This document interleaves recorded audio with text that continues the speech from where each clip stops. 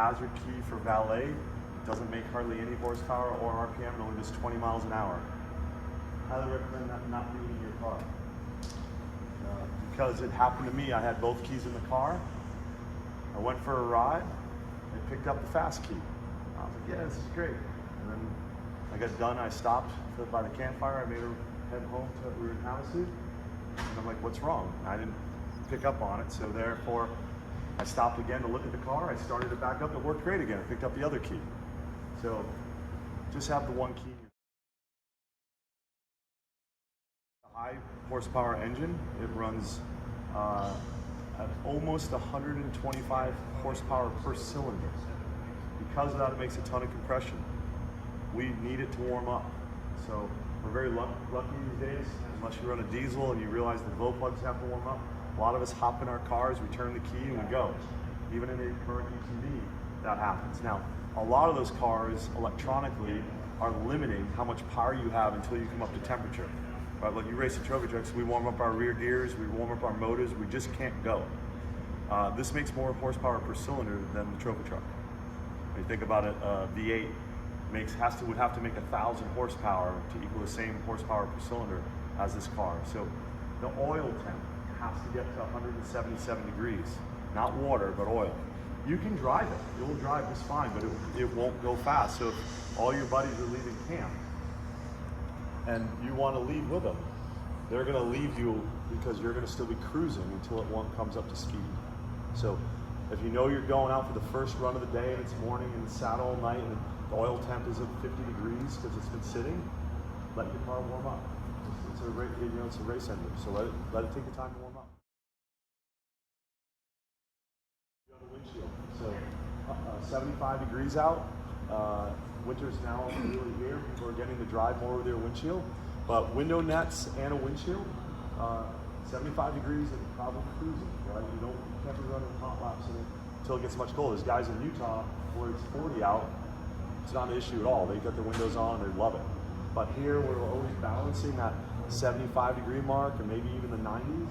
You're gonna get into overheat and it will detune your car. And you'll sit there like a guy did to May in Havasu. He's like, my car is in limbo. And the first thing I asked him, what is your temps? He goes, what do you mean? Right?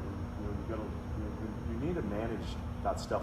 All the production cars we drive on the street, if I'm towing with my Duramax, I have a dog now, up a big hill towing my trophy truck, the tranny, if it gets hot, will detune my car. If my motor gets hot, it detunes it. We do the same thing on this car. We have to manage the car for you because so many people don't manage it. They just let it go to over temp. The same thing with your belts. So you have a notebook. This is some good stuff. So you have 3 critical things you want to monitor. Water temp 205. It's going to start slowing this car down on power after 205 on water. Around 225 on oil, it's going to start taking horsepower and RPM away. It might be a little higher than that, but probably 225 on oil. And you want your CVT belt to operate below 225. It can get hotter, but 225, you're not going to waste belts. So 245, we race them at 275. If you're in that 225 range, you'll never be changing a belt. Right? Slip it because you're loading it in 3rd gear instead of 1st gear. I mean, if you're not properly using your gearing, 1st gear is used to park your car, to load it on a trailer, to climb a steep hill. 2nd gear, you use it all the time. That's all you do, just put it in 2nd gear. You can start at any from a dead stop in any of our gears. You can 1st, 2nd, or 3rd, it doesn't matter. You don't need to shift on the fly. Put it into 90% of the time, and make sure you're in 4-wheel drive when you're in the dirt. We have our gearbox is sequential the way we use linkage on our 4-wheel drive. So when we are shifting, the cars sometimes have to have some rotation on the wheel to engage 4-wheel drive. So if you're out in 2-wheel drive because you want the car loose and you like rotating it, even though it has tons of horsepower to do so, and you get stuck in 2-wheel drive, I will guarantee you're probably not getting unstuck by putting in 4-wheel drive because you probably won't get 4-wheel drive. You need to make sure you're in 4-wheel drive when you're in the dirt. Because if you happen to me and my buddy's Ultra 4, I went up at King of the Hammers last year. He wanted me to drive his car for him. I was like, I'll take you for a test ride, I'll see what you do. And we came to the spot and these guys were drag racing. It was pretty cool. Do you ever go out way to the northwest and they do sand drags at night? So we just parked up there and I was like, this is cool. And I parked kind of on a berm because I thought I was in 4-wheel drive when he gave it to me, but I wasn't. And I stuck his car to the freaking belly. 5,000 pound Ultra 4 with a bunch of guys drag racing quads with 40-inch tires digging holes. And I'm like, we're never getting out of here. And we had to tow the car out of the hole before we ever got 4-wheel drive.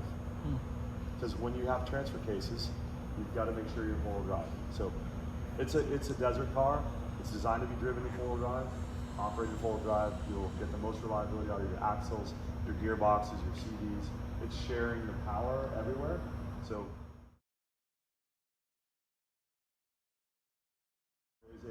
there's an oil line on your dry sump tank, and the oil line has hot and cold next to it. Double check your oil. That's all you have to look at. If it's below the cold line, when it's cold, add oil. But don't add oil so it gets to hot, because you're just supposed to get to cold. If it's hot and it's over the hot line, by a little bit, don't worry about it. But if it fills it to the top, you put too much oil in. So always fill when you're cold. Get it above the cold line and leave it there. What I will tell you that's happened to some customers, that cap has an O-ring in it. All right, that O-ring sits behind the threads at the top of the cap. That's captured there. But you can, when you're undoing it, that O-ring can fall a little bit out of the cap. Before you put that back on, just make sure that O-ring is sat in there, because I had a customer screw his cap back on and he cut his O-ring. Now it's $1 O-ring, but you will leak oil. So he called me, I'm leaking oil out of my cap, and I pulled his cap off and he had cut his O-ring. So just be conscious as you maintenance your car that either have us do it, or but adding oil is pretty effortless. You don't need to do anything really like that. But just be conscious that it's an oil cap. It has to have an O-ring, right? And you have an easy walk around sight line to look at your car and go, hey, before I drive it today, do I have enough oil in it? These cars can get air in the lines. These are, you can imagine, the engines are big pumps, right? We're pumping air. Pump air, you foam oil. Oil foams, you can potentially do. That's why we have AOS separators in the car, all these different things to really make sure you're always getting proper oil too.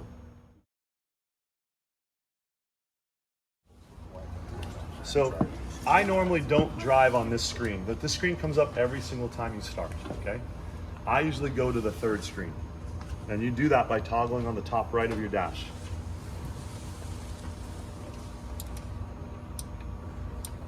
All right, and on that screen, if I'm looking at it right, one more. One more. And you can even go one more. Fourth screen, I guess I go to. It gives me my tachometer, which I don't care about, or it gives me my speed. Doesn't mean anything to me. But it does give me belt temp, oil temp, water temp, ethanol, boost. It gives me everything that I want to look at for either troubleshooting or managing the car as I drive. And the reason we gave all this data is to have us be able to help troubleshoot when you are in the desert and you say, my car isn't running because. I can sit here and look at this dash and go, oh, and you call them out to me, what's your fuel pressure at right now? Fuel pressure is, 56 PSI. 56 PSI is your static. Now, if it sits here a while, it's gonna go down, 56 to 58. So if you're in your car and you're making 40 PSI, you have a fuel pressure issue. So it allows me to very quickly troubleshoot your issues. If you sit there and right now, this is a great question, what's your boost at? 14.5. Well, how are we making 14 pounds of boost while we're sitting here? We're not, we measure atmosphere. So sitting here, our atmospheric pressure is 14.5. We have a target that we set of about 31. So as you're driving, right? And if you ever say, why am I making power? Something's wrong. Well, what kind of boost are we making? If I'm only making 18 pounds of boost, something's wrong, right? So, because we have a 30 pound of boost target. We have a 56 pound of fuel pressure target. What are my volts at? Volts are 11.9. 11.9, so 12 volt system. So sometimes you see 12.2, or this car runs on an alternator. Here's what can happen. What happens if you throw your alternator belt? Car's still gonna run until you're dead, right? Yeah. So It allows you, now the light will come on that you lost the alternator belt, like that will alert you. But if you're just having the time of your life and you're driving and you're not monitoring stuff, you're not monitoring that your water temp is hot or your oil temp is hot or you lost a belt, then you'll never know until you stop. Now, cool thing about alternators is on our car, as it notices it is running dead and you're not paying attention, we'll start killing stuff. It won't let the lights run. It will do other things to shut things off, to alert you because you're not paying attention that you might have lost something. So that is the dash I run on. If you go to the next one, not the front cam. Yeah. You have front camera. The next one will be back camera. And the next one after that will be front and rear camera.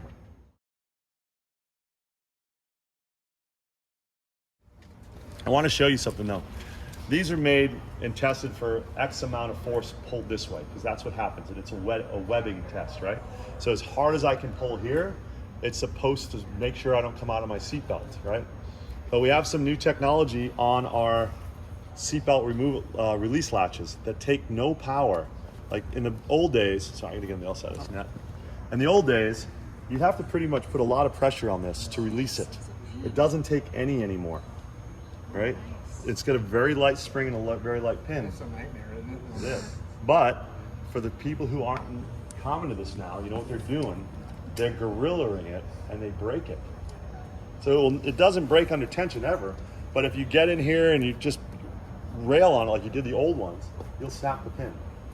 So just be gentle with the idea that you just don't need that much power.